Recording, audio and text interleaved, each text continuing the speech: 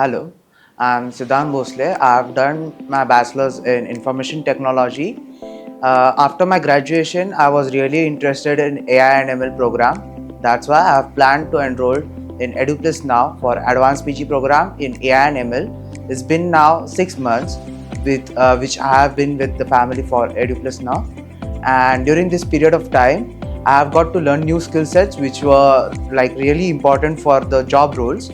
And also we have done many projects which have boosted my confidence and also my communication skills.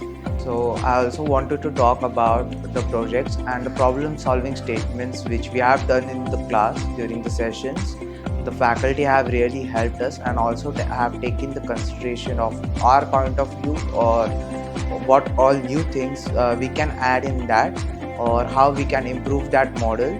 The Eduplus Now family also takes the reviews from us after each sessions, like how was the session, how can we improve the sessions. And so we also had a session of generative AI in which we have an expertise from Google, in which we got to learn new things about the market scenarios.